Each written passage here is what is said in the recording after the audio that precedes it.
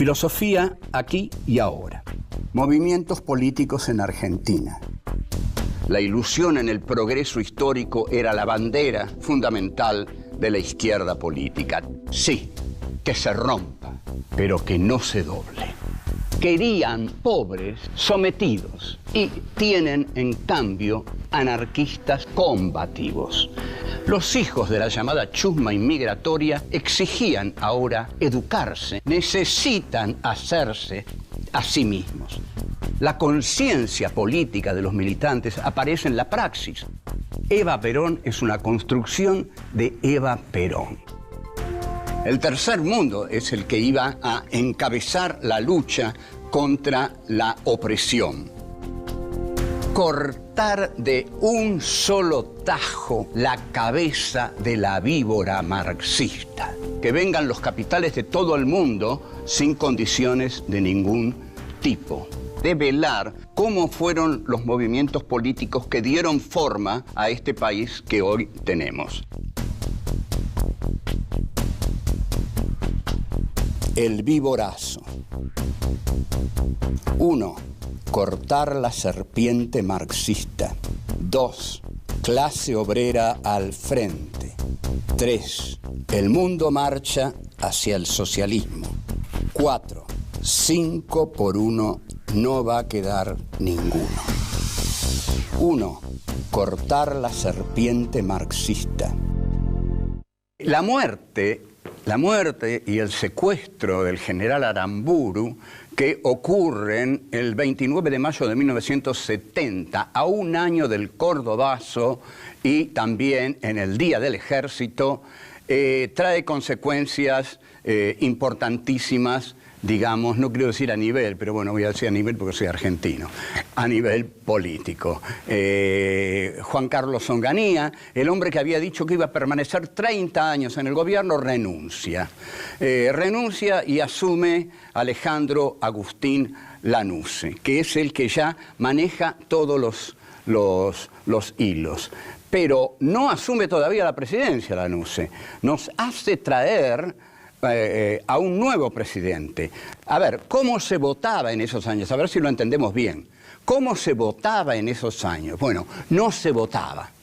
Esto quizás ayude a comprender un poco la violencia de la izquierda peronista, que no era toda violenta ni por asomo, pero un régimen dictatorial que sofoca las ansias de expresión de una sociedad genera violencia. La violencia fue generada por los regímenes ilegales, anticonstitucionales y antidemocráticos que se generaron a partir del golpe del 16 de septiembre de 1955. No lo voy a decir de nuevo, pero que quede bien claro, porque es así.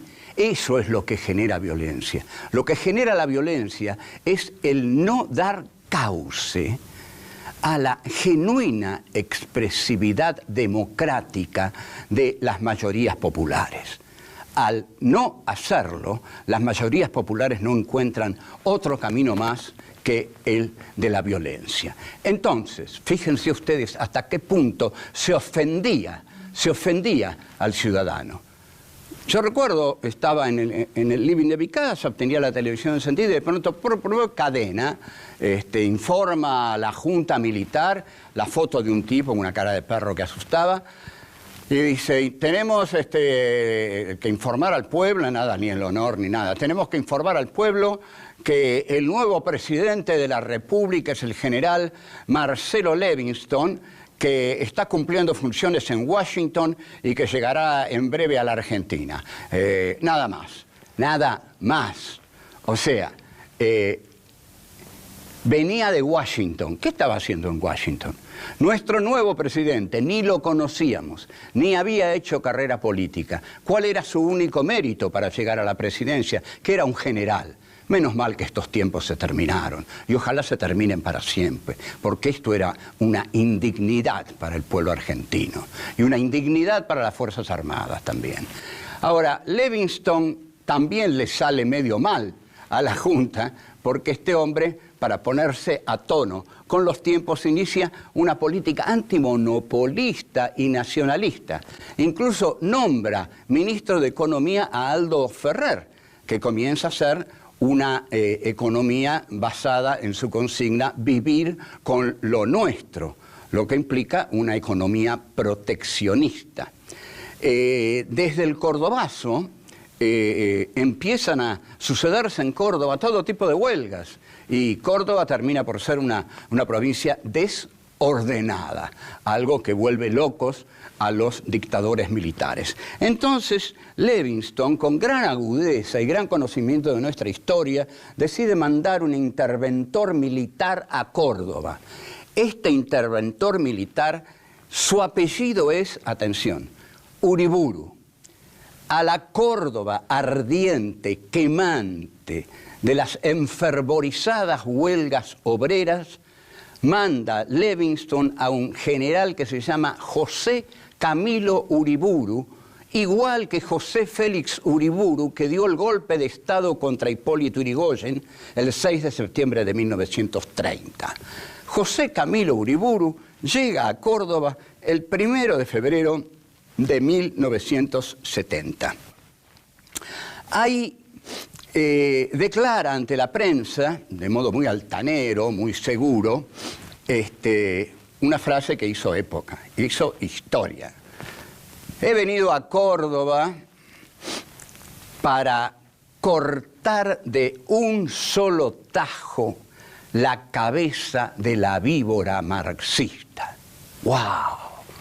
Imagínense a los obreros de Tosco, de Salamanca, a los obreros, a los mecánicos de la calle 27 de Abril de la ciudad de Córdoba, que eran muy combativos. Bueno, esto era un bofetazo y era una convocatoria a que la bronca de la clase obrera se explayara del único modo que podía explayarse, agrediendo severamente a don Camilo Uriburu.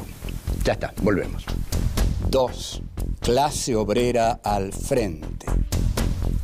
Luego de esta frase de José Camilo Uriburu, los obreros de la combativa ciudad de Córdoba ocupan las fábricas, hay represión. José Camilo reprime, por supuesto, a eso había ido y eso había anunciado. ¿A qué reprime José Camilo? A la víbora marxista. Y bueno, en nombre de la víbora marxista muere un obrero, Adolfo Cepeda. Así que por lo menos José Camilo se va con un muerto de Córdoba. A raíz de esta declaración tan dura del general Uriburu, es el ala más combativa del sindicalismo la que va ganando posiciones con Agustín Tosco al frente. Se trata con toda claridad de echar a este cavernícola de la ciudad de Córdoba. Y hay barricadas, los obreros hacen barricadas que duran más de 20 horas. Para un general, una barricada obrera es una pesadilla. Cuando los obreros hacen barricadas por el golpe de Menéndez de 1951 a Perón, Ángel Solari, muy fiel a Perón, va y le dice: general, lo único que empañó la jornada fueron esas barricadas obreras. No necesitamos barricadas obreras para defender su gobierno. Está el ejército. Bueno, las barricadas obreras estuvieron en el Cordobazo y junto con los sindicalistas de Citrac, Citram, con los camioneros, con los mecánicos de la calle 27 de Abril, con todos ellos militantes, recogen el nombre que lanzó José Camilo Uriburu, de la víbora marxista a la cual el descendiente de José Félix Uriburu iba a cortar de un solo tajo. El sindicalismo combativo saca la palabra víborazo. Lo que vamos a hacerle a este hombre es un víborazo. Y el diario La Voz del Interior, que no es marxista ni lo será, dibuja a una víbora en tapa, primera plana, a una víbora que se devora a José Camilo Uriburu, que era lo que estaba ocurriendo. Su propia víbora La víbora que él denunció se lo devora. José Camilo renuncia entonces el 17 de marzo y estuvo poco más de un mes y medio en Córdoba. Es toda una historia. Yo cuando viví esto, muy jovencito, pensé, alguna vez tengo que hacer una novela de esto. Hay que hacer una novela, espero hacerla, si el tiempo me da tiempo. Y el viborazo fue un hecho esencialmente liderado por la clase obrera sindicalizada.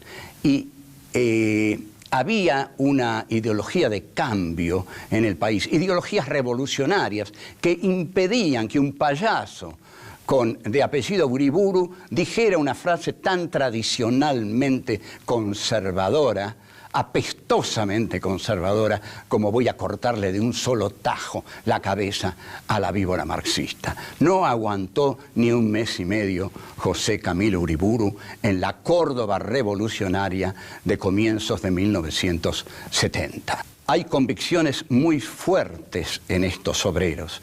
Las convicciones de los obreros cordobeses son las que marcan la muerte de las convicciones de José Camilo Uriburu, que eran unas convicciones torpes. No hay duda que este hombre era un ultraderechista, pero no sabía ni siquiera manejarse en política. Entonces, tanto Levingston como José Camilo Uriburu querían hacer de la clase obrera una víbora marxista. Pero no pudieron. Sin embargo, seguramente Tosco sabía que las fuerzas represivas son muy poderosas, eran muy poderosas en la Argentina, y que la lucha iba a ser muy difícil. Y Osvaldo Bayer cuenta que en 1961 asistió a una conferencia de Ernesto Che Guevara, y Ernesto Che Guevara dijo que la revolución era posible en América Latina, en un texto que se llama Cuba, excepcionalidad histórica o vanguardia en la revolución. Para el Che está claro, vanguardia de la revolución latinoamericana. Cuba entonces empieza a exportar su revolución hacia territorios que están muy armados y ante un Estados Unidos que ya no va a permitir una nueva expresión marxista en América Latina, tal como lo demostró con don Salvador Allende. Entonces, cuando Bayer le dice al Che, cuidado, porque las fuerzas de represión en Argentina son muy poderosas, el Che le dice, despectivo, son todos mercenarios. Bueno, sí, eran todos mercenarios, pero no existía la banalidad del mal, ese invento de Hannah Arendt. Estaban tremendamente ideologizados, llenos de odio. Donde veían un marxista, lo mataban. En Córdoba, luego de la derrota de la izquierda de Tosco, Salamanca, y luego que este comisario Navarro lo echan Obregón, Carmen Atilio López, toma el gobierno el brigadier Lacabane y da rienda suelta a la AAA, ya cuando Perón se muere. Y ahí se desata una masacre directamente. Masacre que en un texto que se llama Meditación del Elegido, Mariano Grondona justifica diciendo que el elegido para hacer esa tarea desagradable es José López Rega. Bravo, bravo, bravo. Terminamos aquí. 3. El mundo marcha hacia el socialismo.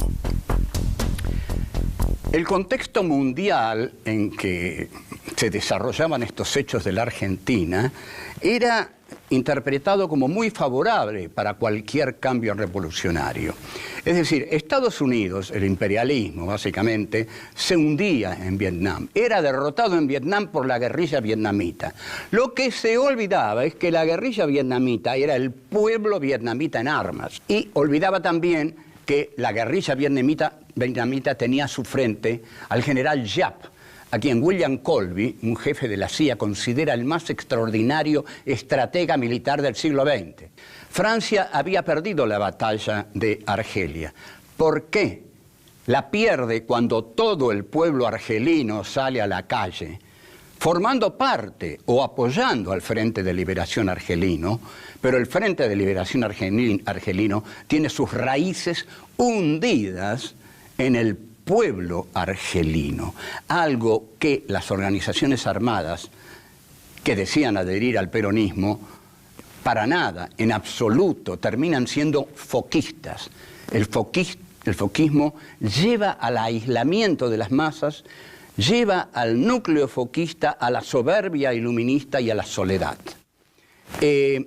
Por otro lado, se pensaba que Fidel había hecho la revolución en Cuba. Sí, una revolución muy peculiar, sin quitarle valentía, mérito, todo lo que se quiera a Fidel, pero Estados Unidos estaba totalmente distraído, no los molestó para nada, lo primerearon, digamos. El otro hecho que incidía mucho en la fracción maoísta de la izquierda peronista era Mao, por supuesto, y los guardias rojos, y la revolución cultural, y el libro rojo de Mao. Todo eso hacía un conjunto que ilusionaba mucho a todos y les hacía decir: el mundo marcha hacia el socialismo, somos parte de la lucha del tercer mundo.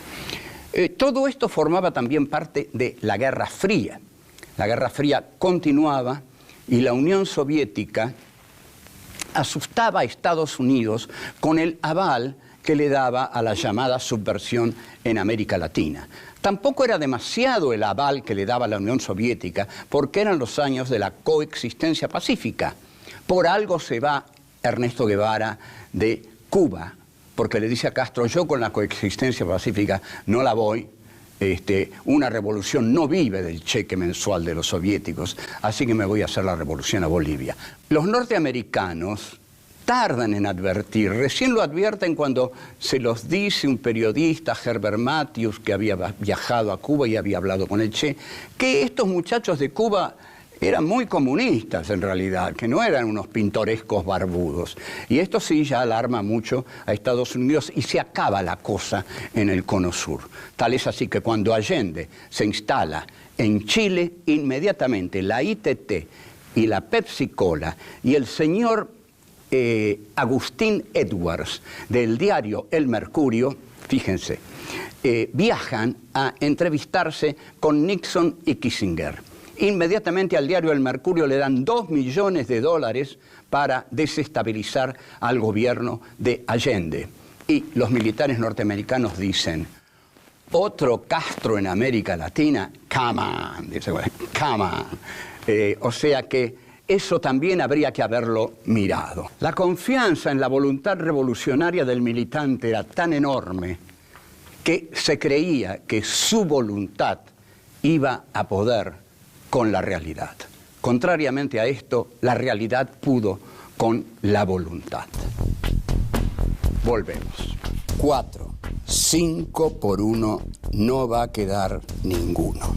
El temor del imperio norteamericano era el de la extensión del comunismo por todos los países latinos, por lo que ellos llaman el patio trasero. Y hay que tener mucho cuidado porque cuando hablamos del temor del imperialismo, ese temor suele ser sanguinario, ese temor es tan grande y esa paranoia está tan fomentada por los medios de difusión que el pueblo tiene miedo. Entonces el complejo militar industrial sale para decirle al pueblo: nosotros los vamos a salvar. Y entran en cualquier parte, como fundamentaron la revolución de Pinochet, que es una creación de la CIA. A su vez, Esteban Torrijos estaba en Panamá, Velasco Alvarado estaba en Perú, Torres en Bolivia y, como dije, Allende en Chile. A todos ellos no les fue bien, pero nadie se daba cuenta de que no les iba bien. En el número 10 de la revista Envido, por ejemplo, un artículo decía: el cerco contra la liberación nacional. Bueno, habría que haber pensado que si existía un cerco contra la liberación nacional, había que parar la mano, bajar un cambio con la liberación nacional.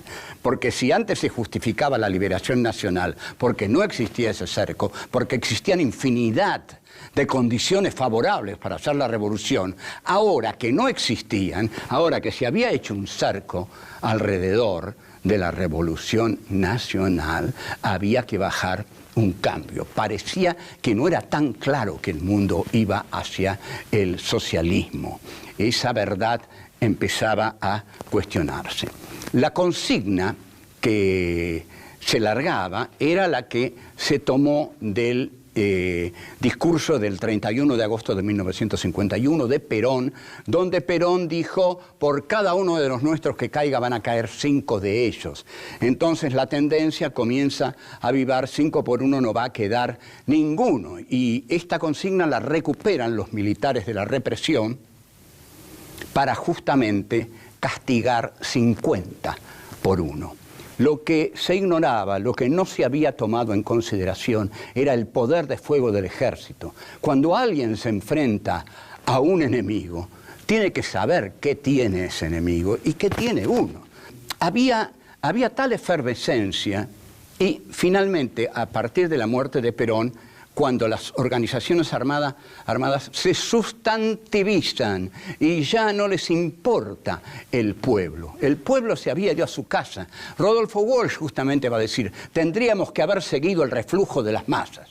Por supuesto que había que haber seguido el reflujo de las masas, pero no se siguió. Bueno, esto también hoy no lo podemos tratar a fondo, pero los militares estaban tremendamente formados en lucha antiguerrillera. Habían sido formados por la organización de la Armée Secrète de los franceses en Argelia. Estos franceses ya habían estado en el palco de Seiza, arriba, en el palco de Seiza, al lado de Osinde y de Leonardo Fabio. Pero antes de eso habían existido jornadas inolvidables para la clase obrera. No solamente el Cordobazo, el Viborazo. El Viborazo fue un triunfo esplendente de la clase obrera industrial de Córdoba. El señor José Camilo Uriburu, que había amenazado con cortarle la cabeza de un solo tajo a la víbora marxista, se tuvo que ir al mes y algunos días. Seguramente el día en que se fue José Camilo Uriburu, Agustín Tosco, Salamanca, hicieron una gran fiesta. Imagino los chorizos, la alegría de los obreros, y ese día, ese momento, con vino de damajuana y con algunas chicas felices, por supuesto, muchas chicas que los acompañaban y los pibes. Ese momento debe haber sido eterno. Y efectivamente, fue eterno, fue de ellos. Bueno, chao.